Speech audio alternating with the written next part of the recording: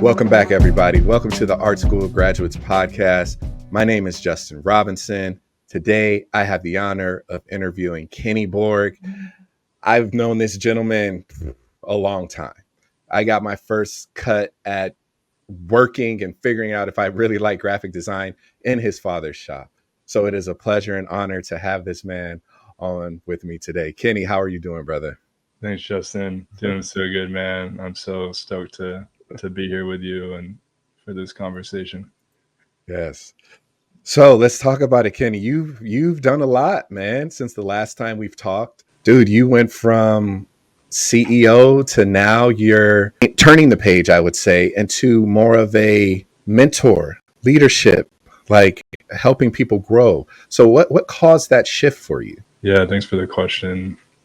I think having my own mentors, to be honest with you, there was so many years in my career where I did it all on my own and thought I had to muscle through it and figure it all out by myself. And then I was very fortunate to be exposed to some amazing mentors really at my peak point of struggle, which led me to just having a passion for the work of mentorship and coaching, and ultimately going to get some education in that world, and ended up supporting others through the lens of mentorship. That's good.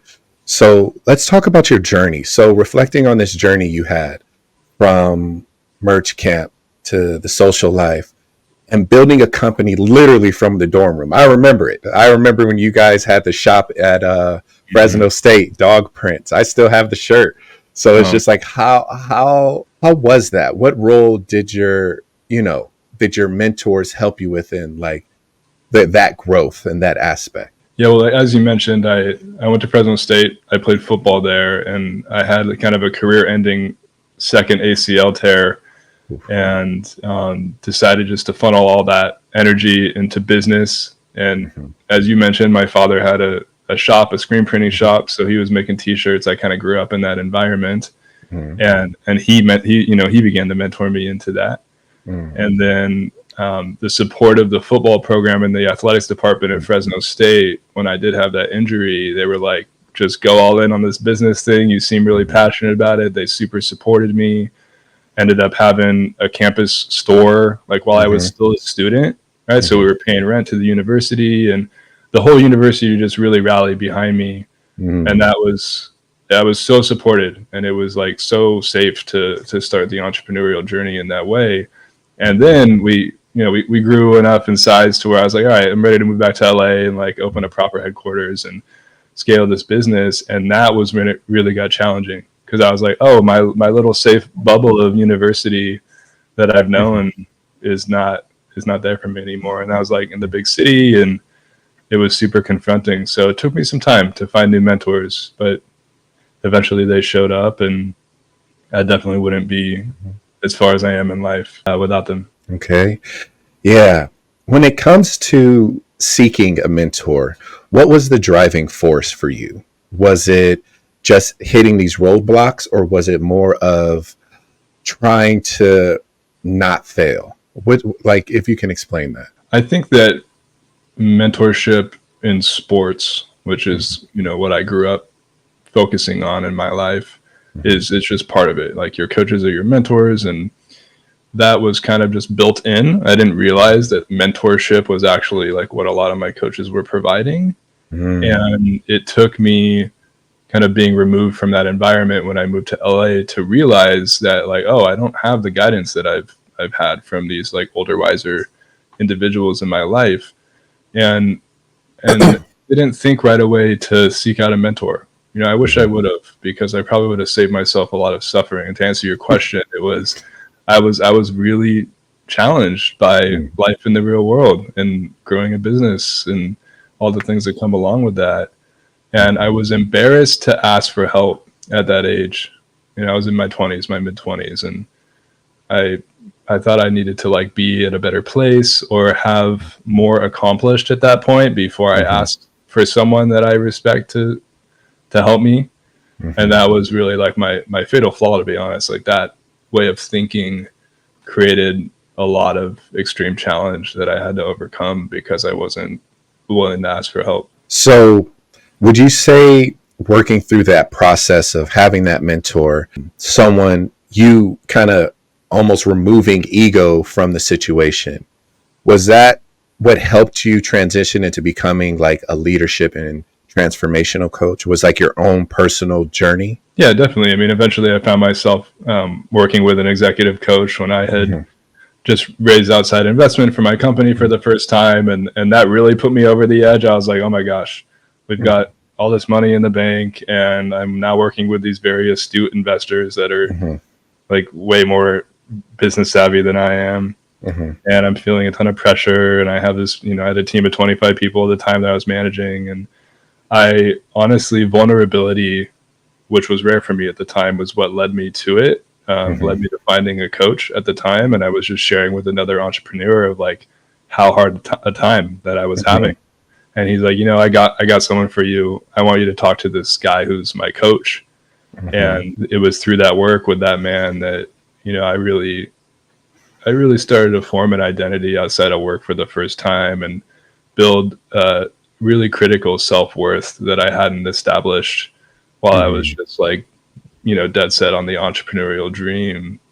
And through that work, I was, so transformed and so connected to myself and became so clear and so confident. And I was like, man, this is like the best thing on the planet. I'm gonna go get certified as a Mm-hmm. coach, and I'm gonna share this work with others. So in the early days, I worked with a lot of entrepreneurs. I still do, but I just had this community of founders and entrepreneurs that was having just as hard a time as I was. Like Mm-hmm. everyone knows that most businesses fail. So I would say that probably the number one reason for that is because it's lonely at the top. It's lonely when you don't have people that you can really open up to, and everyone's looking to you for answers as a leader of a company.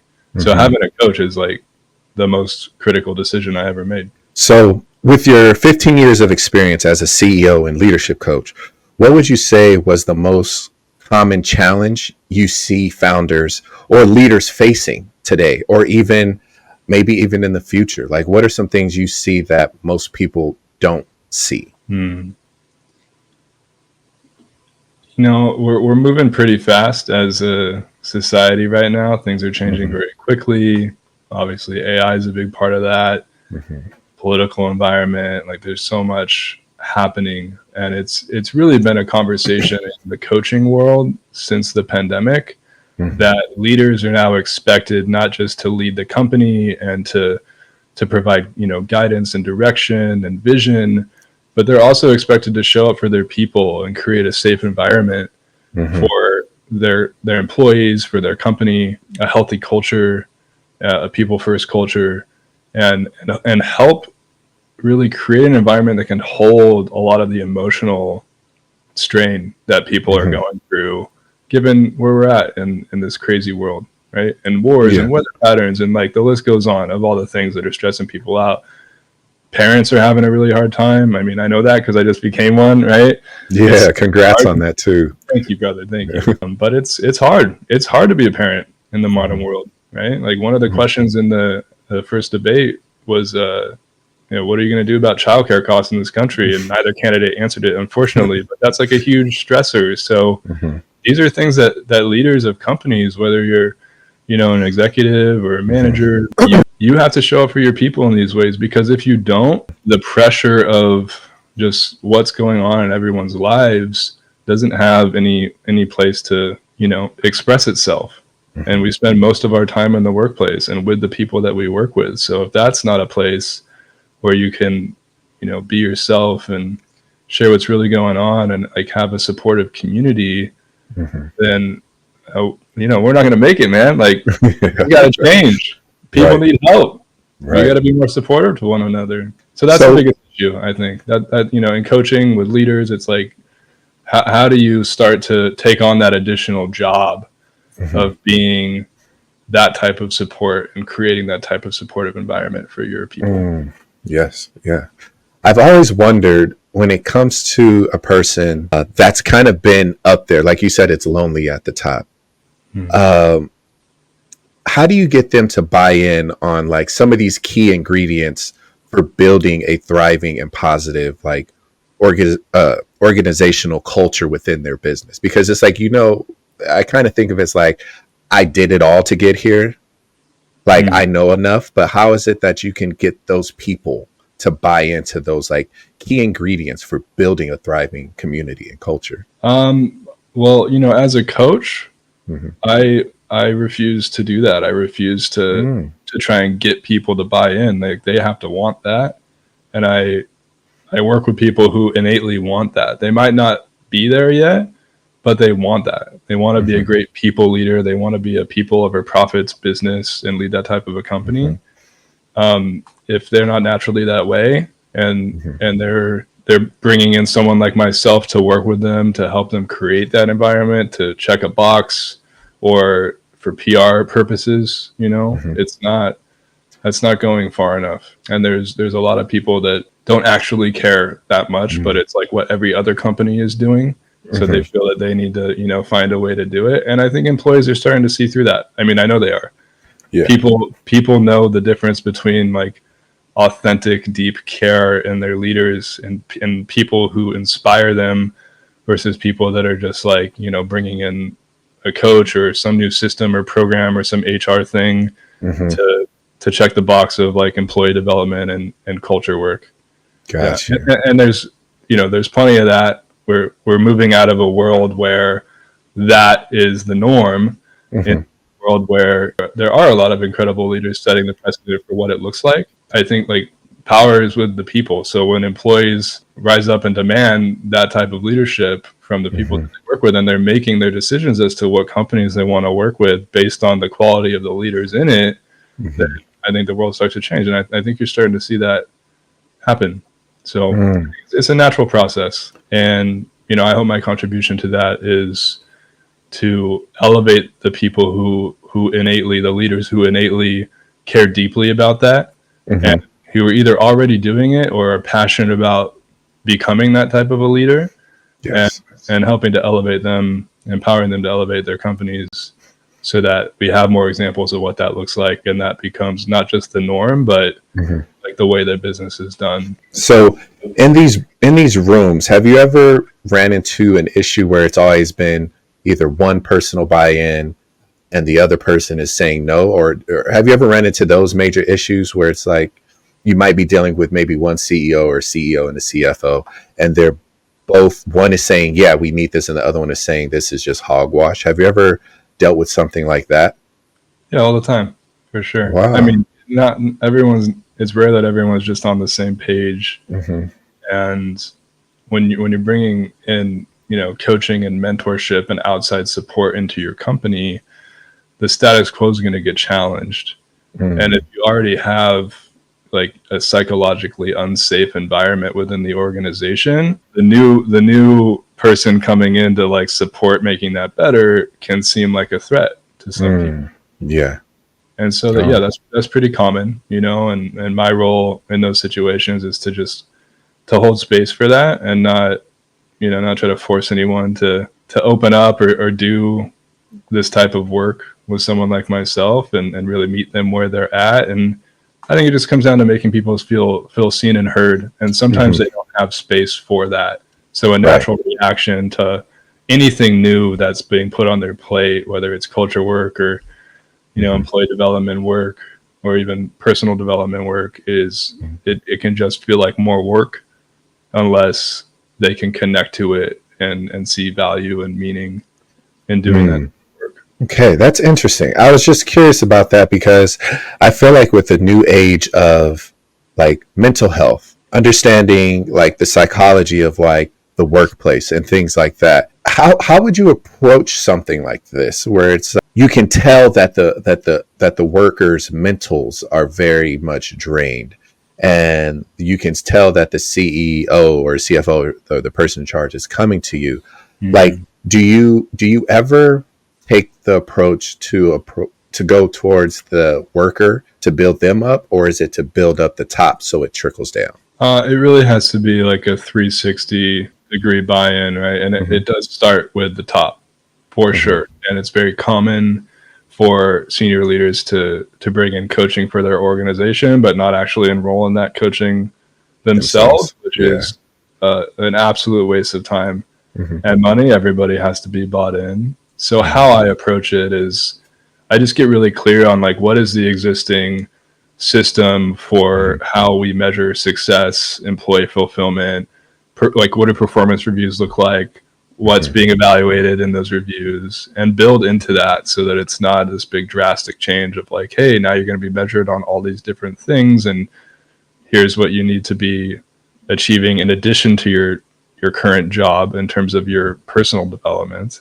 and performance. It's more so like what's the path of least resistance to add value to the system that already exists, and sometimes changes do need to be made in the system, but I try to be as kind of symbiotic in the existing environment as possible.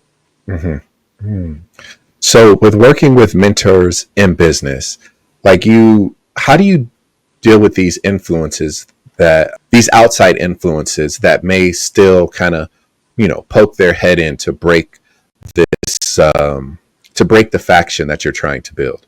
So is there a way you go about that? But what would an example of that be? An outside influence? So say hypothetically, you're coaching, you're working, but you still have like 2 or 3 people who are still kind of being toxic in the sense where they're not fully giving it a go, and you can still see that it's causing a few splinters within it. Like, how would you approach things like that? Is that like a more personal conversation with the owner to say, hey, these people are buying in, but you still have some foxes in the hen house? Like, would that be kind of like a conversation like that? Or would you kind of see it as, this is going to take really long and really hard, I might need, I don't know, maybe some help or anything? Like, I was just curious about that, because I feel like a lot of workplaces do have those that buy in, and then you have those that also kind of like disrupt the peace sometimes. Yeah, totally. I mean, that's really natural, actually, especially for when someone like myself is coming into the organization to, I don't want to say I'm not coming in to shake things up, but that kind of happens in a lot of ways. And it's people having to, adjust their thinking to some new information and really enroll in being a better contributor and participant in a healthy culture. And a psychologically safe culture. And psychological safety is something we talk about a lot. So when I run into that type of a situation where there's like a sour apple or something, I don't see it as a sour apple. I see it as somebody that like has a lot that they're holding, whether it's in their professional or their personal life. And I try to meet them with space and presence and create an environment, both in conversation with myself and the rest of their team, where they can be heard with whatever it is they need to get off of their chest. And sometimes, we'll do 360 interviews and feedback surveys so people can get more direct feedback on what it is that others are experiencing in them and how they're making others feel. So there's a couple of different ways to approach that. And it's always super specific to the size of the company and the size of the team and, what type of resistance people are exhibiting and in a coaching type of situation. Okay.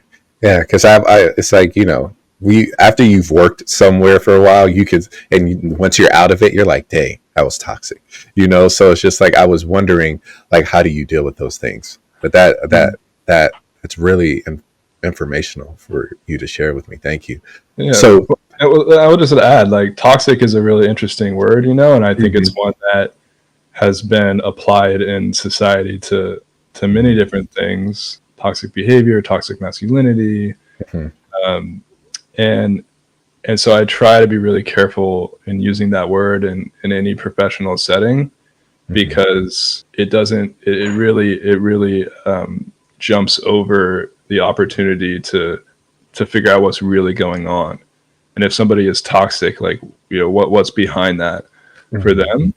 And a lot of times it does start at the top. A lot of times there's been toxic leadership that's led to certain employees reacting to that in a certain way that one might call toxic. But I try to really not pass any judgment until everybody's been heard and had an opportunity to share like what their experience has been like as part of the organization. So you said something where it's like checking not only on the mental health, but the emotional intelligence too. So can you talk about the role of emotional intelligence in leadership and how it affects decision making during like these times of growth and change? Well, I think at this point, emotional intelligence is kind of a prerequisite to being successful in any team environment and growing any company. Doesn't mean that it's work that everybody's done. It's certainly not stuff that we learn in school, right? Like how Yeah. to have empathy for others. And the the way that I like to think of emotional intelligence that I think is accessible for people is, emotions are feelings, they're not words. And so in this moment, like I feel warm in my chest, right? Like I feel happy to be here Mm-hmm. with you. I feel love and connection for Justin, a friend that I've had since college. Mm-hmm. And that's what's going on like behind the scenes of the words that we're speaking. Mm-hmm. And to know that in one another and to be able to connect at that level before we just get into like, all right, so here's the action items and the deadlines and Mm-hmm. here's the meeting talking points is really important. And there's multiple strategies for like how to bring emotions into conversations at work. And if you're trying to get something done, especially if there's like conflict or Mm-hmm. there's a challenging conversation that needs to be had, a lot of times I would recommend that like lead with the challenging stuff. Like just come out and be like, hey, here's what's going on. Here's the issue. Here's what I'm observing, or here's the feedback from the team, Mm-hmm. and then get curious about like why is it this way, or how are you feeling, what's Yeah. going on for you, like giving space for emotions to be present in the conversation instead of just like boom boom boom moving on to whatever the next bit of the workflow is Mm-hmm. without creating space for that type of connection and conversation. I think it absolutely has a place in the workplace, Mm-hmm. and to me that's what emotional intelligence is. It's your ability to connect to that, connect to emotion and feeling within yourself, whether you're a leader or being led. And at the end of the day, everyone's a leader, so Mm-hmm. everyone has, I think, a responsibility to cultivate that capacity within themselves so they can show up Mm-hmm. with EQ with the people that they're working with. Mm-hmm. And certainly as a leader, you're responsible, I think, for having that capacity within yourself and bringing that level of presence and ability to emotionally connect Mm-hmm. and bringing it out in your people and creating space for them to tap into that for themselves and inviting it. That's so good. Yeah. I was just curious about these things because it's like that. Now, this is something I'm just interested in. With how can I phrase this? With dealing with a creative, like someone that is a singer, songwriter, producer, businessman, an artist. How would you approach someone like them? Like how would you approach someone who is very much trying to hone in on themselves? Like they themselves are the business. How would you Mm-hmm. approach someone like that to tap into that innermost, like, hey, you are a leader, you are in charge, you have these tools, you have this access within you to work. How would you approach someone like that? It's hard to say without actually knowing who the person is, because everybody's different, especially creative people, Mm-hmm. and everyone also has the capacity for Mm-hmm. emotional intelligence, emotional connection, and leadership. And to me, it really just starts with self leadership. So that's where I would start with someone is like, what is that idea of self leadership mean to you? Because you can't lead anyone else or a business or a career if you Mm-hmm. can't lead yourself. And Mm-hmm. to me, self leadership really means the ability to recognize what it is going on in your internal and your external world, and what is not in alignment, and to take those, to see that, to be able to feel that and see that the things that aren't in alignment, and make conscious decisions as to how you want to correct for that or what you want to do about it, and build a capacity to do that quickly, and to know like, hey, oh wow, that doesn't feel good, that thing that's happening, or that conversation I just had, or that song I just made, or that contractor I just worked with that just shipped product back to me, it doesn't feel good, and I need to Mm-hmm. have the self leadership capacity to assertively decide, make a decision that's in my best interest, the interest of my art, the interest of my business, and act in that fashion. Okay, thank you. Yeah.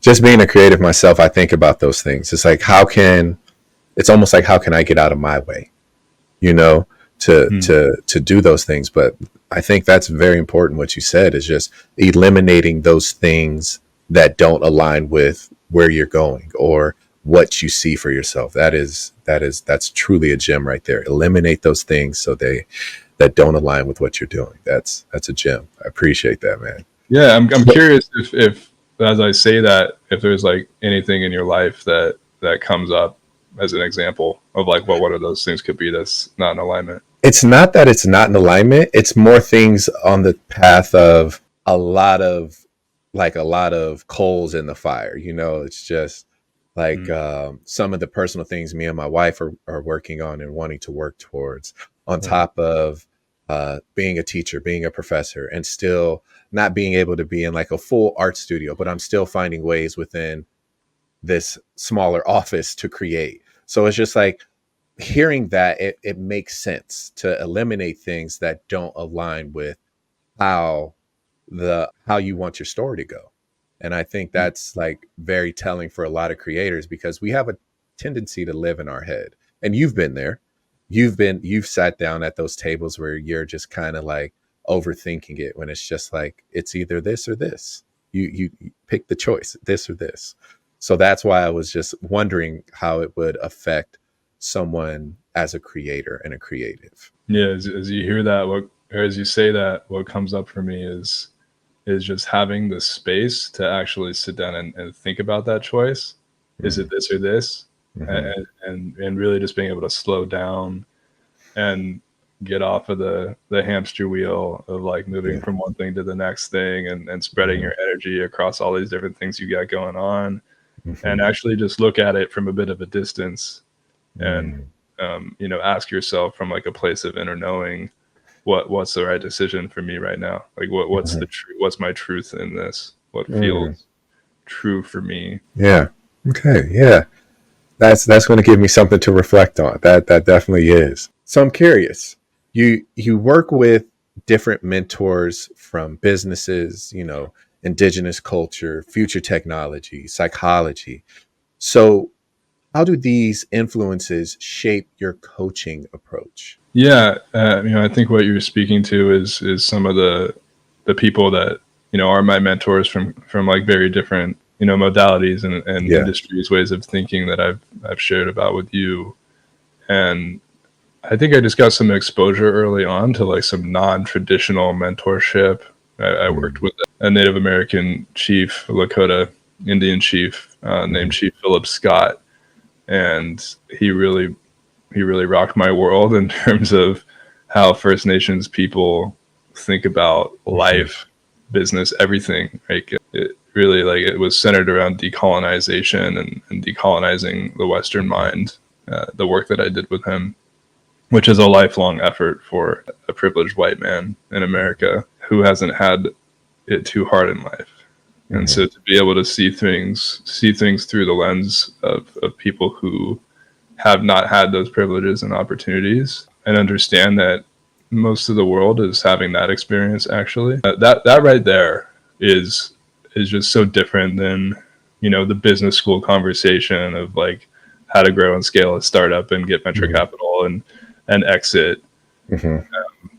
So that that really, just that simple idea shifted Mm-hmm. my coaching philosophy and allowed me to really bring conversations to people about how to see the world through other people's eyes, and how to really have empathy for the impact of their decisions and actions on everyone around them, their family, their community, their business, Mm-hmm. and care enough to take the time to find out what that is. What is that impact that you're having on people? Mm-hmm. How are you making people feel? And creating a spider web of connection with everyone that you have an impact on in your Mm-hmm. life, as really like a foundational piece to anything that you're building or creating in your life. whether that's Mm-hmm. starting a family or launching a creative project or making music Mm-hmm. or building a business.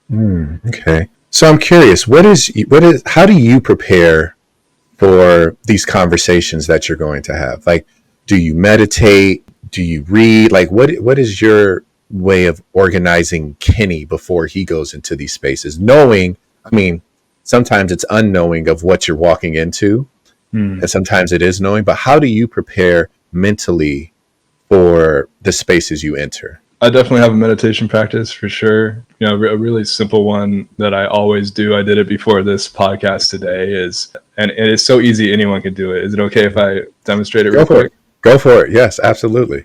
So if you think about, there's a chakra system in some of the Eastern traditions. It's not something that like everyone in the West is familiar with, but Mm-hmm. these are the energy centers throughout your body, Mm-hmm. and they extend from your root, the base of your spine, all the way to your crown, Mm-hmm. right above your head.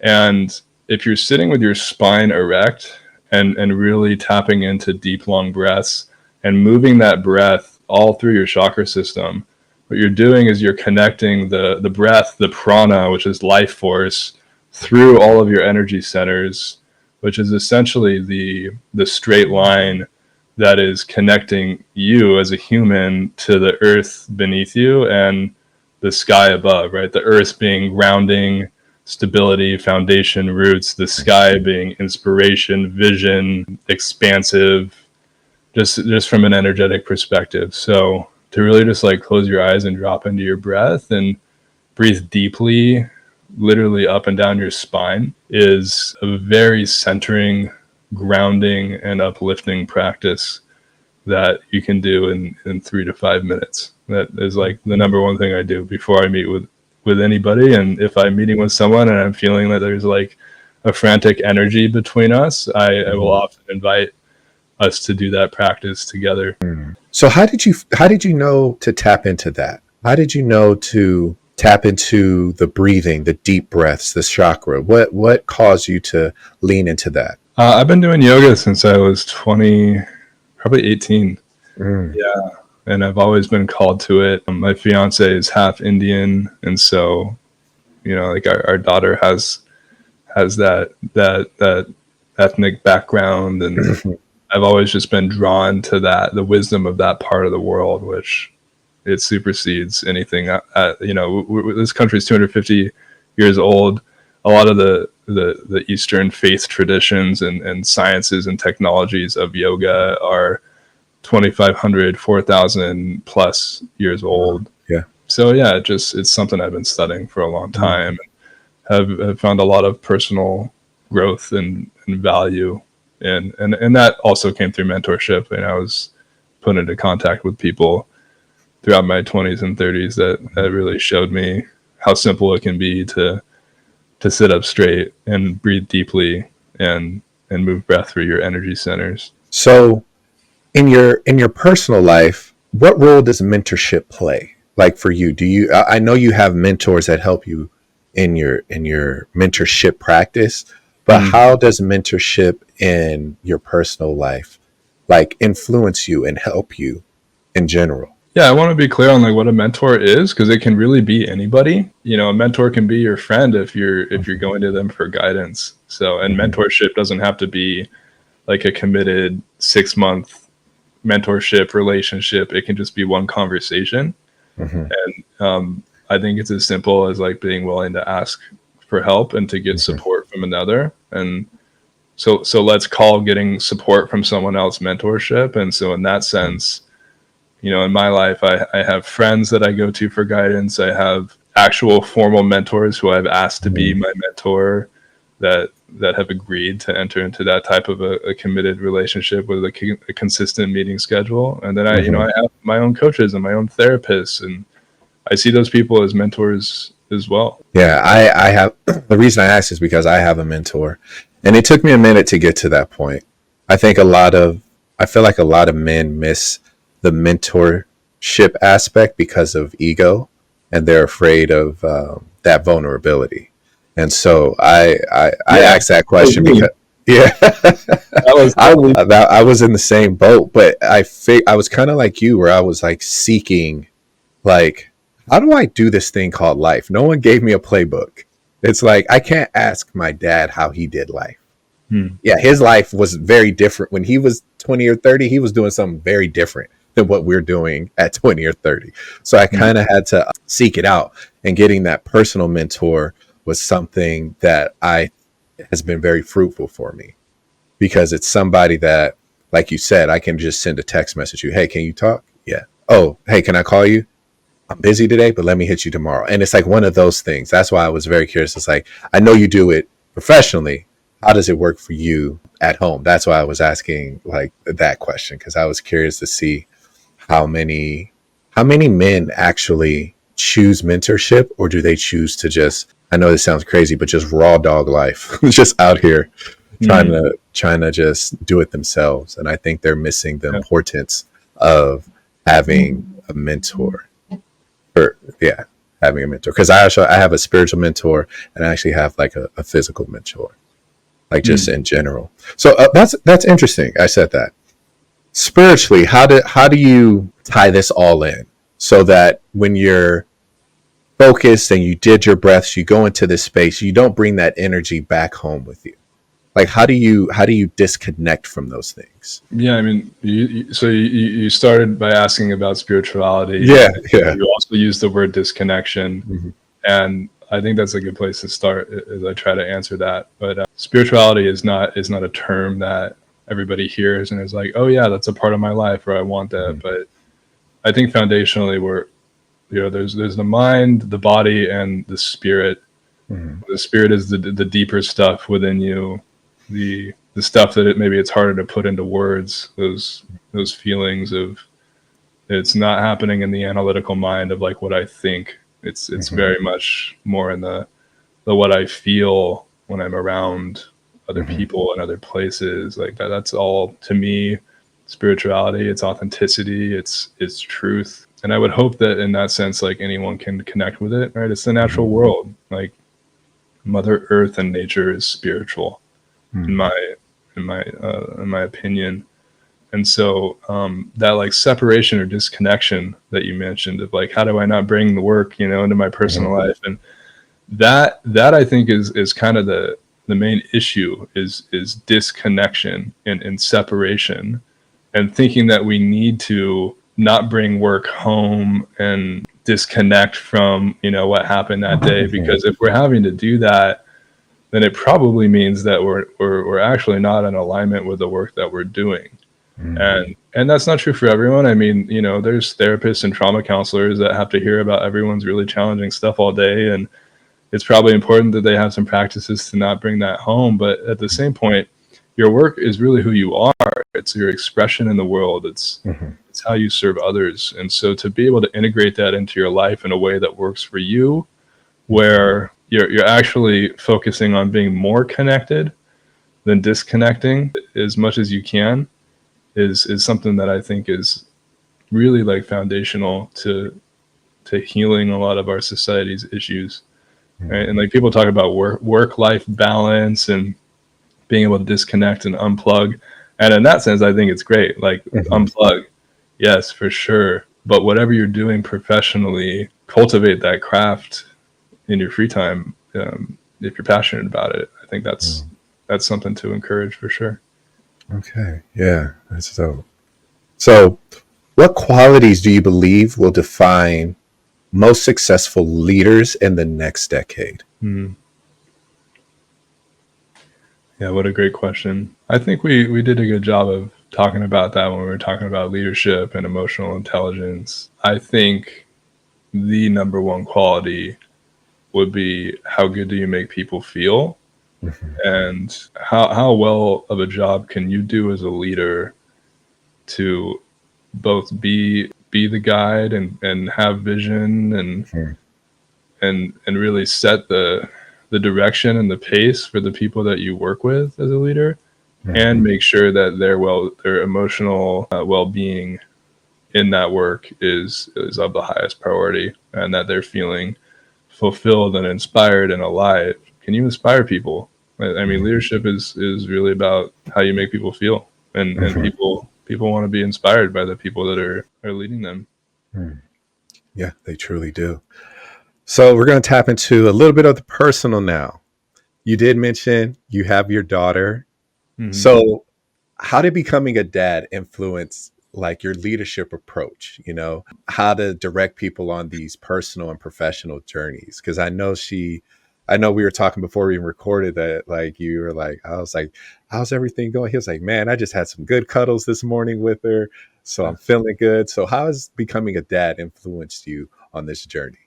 Oh, well, yeah, our daughter is 6 months old, six and a half Mhm. months old. So to be honest with you, I'm still processing that. I'm in process around that.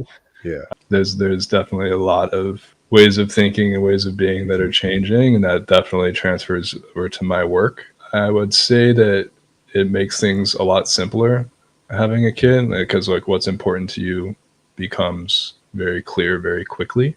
Mhm. And a lot of the things that I was doing before, ways I was spending my time, things I was working on, people I was in relationship with have just naturally kind of gone away. And those were decisions that maybe I needed to make for myself, that those things were not in alignment for me. The ways I was spending my time in a lot of ways were not in alignment. And having a baby just kind of eliminated them in a way that I wasn't able to myself. And it's helped me to bring that sense of really getting clear on like what's actually important to you to my clients as well, without like them needing to have a Mhm. kid to do so. Right. Yeah. That's interesting. That's beautiful, man. I'm so happy for you for that. Yeah, thanks So for the. Kenny, don't want to hold you too much longer, man, but I'm just got a couple more questions for you, man. Like, what key piece of advice would you offer aspiring entrepreneurs or leaders as they embark on this journey that they're creating? Yeah, Simon Sinek wrote a book called Start with Why. I think Mm-hmm. that's a good place to start. And just that idea, I mean, you can read the book, it's a great book, but yeah, why do you want to be an entrepreneur? And for me, the answer was because I want to be like these other people that I see in the news that have Mm-hmm. grown these unicorn companies and had these big exits and Mm-hmm. made lots of money. And that was just so far from what my actual authentic truth and creative expression in the world was. Mm-hmm. And it took me a long time to correct course on that. Yeah. So starting with why, like why do you really want to do this? Is it to help others? Is it to change the world? How do you want to change it? Is it to Mm-hmm. solve a very specific issue? And really that why like has to center around people. It has to Mm-hmm. center around helping people and making the world a better place, which I truly believe is human nature, right? It might not be, we haven't learned that that's the way to be, and that should be the top priority. And It our hasn't been displayed either.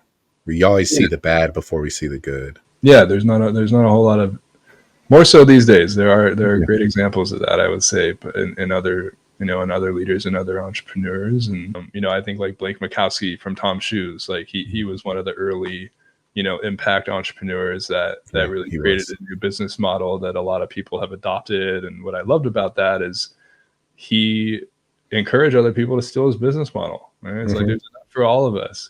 Elon Musk, not my favorite person in a lot of respects, but he did the same thing. Like he gave away the Tesla electric battery technology away to other manufacturers, instead of keeping it all to himself. And so like you can have your opinions on whether electric cars are like the way of the future, but assuming they reduce some fossil fuel emissions, I Mm-hmm. think it's good that people have options if that's the choice that they want to make for themselves and how they move about Mm-hmm. the world in terms of their vehicles. Yeah, yeah, man, that's really good. That is really good. So, Kenny, before I let you go, man, I enjoyed our conversation. I have a question for you. How do Uh-huh. you want to be remembered? What is the legacy of Kenny Borg going to look like when you leave these rooms, when you become the grandfather? How do you want to be remembered? Yeah, that's a big question. One of my therapists asked me once, is like, what do you want them to write on your tombstone? It's a I'm big one. not there yet. I'm not talking about you, Dad. I want you to still be here, man. Yeah. Yeah, I don't feel like there's not a part of me that like thinks about my legacy where it's like something I need to consciously build. I think if I'm living my life by my values, then my legacy will be left in a good way. I guess in this moment, I would answer by saying, like, I hope people think of me, they remember me based on my children and how they're moving through the world, and that being in a good way. And Mm. if I was a good father and I'm remembered for that, that would probably be the most meaningful thing to me. Yes, yes, it is. Well, you guys, thank you so much for listening to my podcast today. My name is Justin Robinson. I had the great Kenny Borg, and this is the Art School Graduates Podcast. We'll catch you guys later. Peace. Thanks, Justin.